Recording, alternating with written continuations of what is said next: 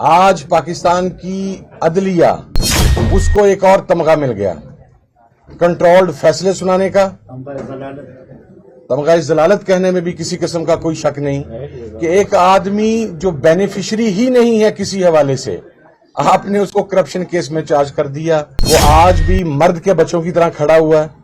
उसका कसूर सिर्फ यह है कि उसने सर नहीं झुकाया, उसने पाकिस्तान की कौम का सौदा नहीं किया, उसने अपने नजरियात का सौदा नहीं किया। और ये तसल्ली रखें, ये 1 से 2 हेयरिंग्स की मार है। इमरान खान सुरखरू होकर बाहर आएगा, वकार के साथ बाहर आएगा, पूरी शान के साथ बाहर आएगा। और इंशाअल्लाह जिस दिन वो बाहर आएगा, ये पूरी कौम अपने उस गयूर लीडर का इस्तकबाल करने के लिए करोड़ों की तादाद में उसके रास्ते में खड़ी होगी। मैं ये समझता हूं कि आज का ये जो फैसला है, ये हुकूमती टाउटों को तो पहले पता था।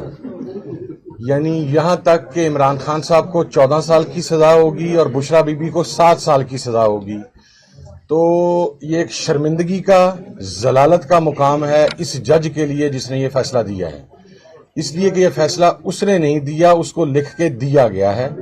और फिर पहले ये तमाम टाउटों को प्रोवाइड किया गया है कि आप उसके ऊपर एक ग्राउंड बना दें, तो बना ली।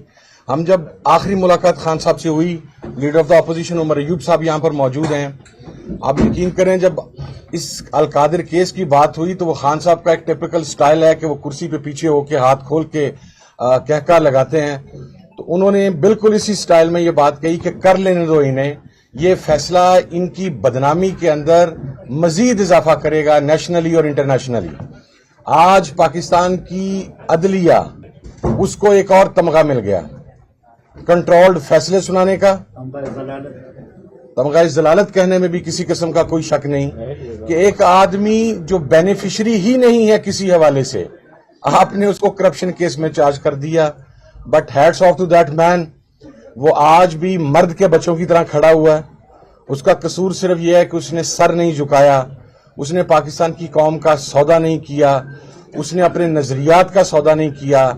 और ये तसल्ली रखें, ये 1 से 2 हेयरिंग्स की मार है। इससे 100 गुना सेंसिटिव इशू था साइफर का, जिसके ऊपर पता नहीं क्या क्या नहीं गढ़ा गया, क्या क्या एविडेंसेस नहीं आए। और आप यकीन करें, जिस वक्त वो हाई कोर्ट में केस आया, हम तमाम लोग मौजूद होते थे। अपने जज होते हुए भी प्रोसिक्यूशन का जो मुंह काला वहां पर हुआ था, इस केस के अंदर भी 1 से 2 हेयरिंग्स के अंदर वो मुंह काला होगा। इमरान खान सुरखरू होकर बाहर आएगा, वकार के साथ बाहर आएगा, पूरी शान के साथ बाहर आएगा। और इंशाअल्लाह जिस दिन वो बाहर आएगा, ये पूरी कौम अपने उस गयूर लीडर का इस्तकबाल करने के लिए करोड़ों की तादाद में उसके रास्ते में खड़ी होगी।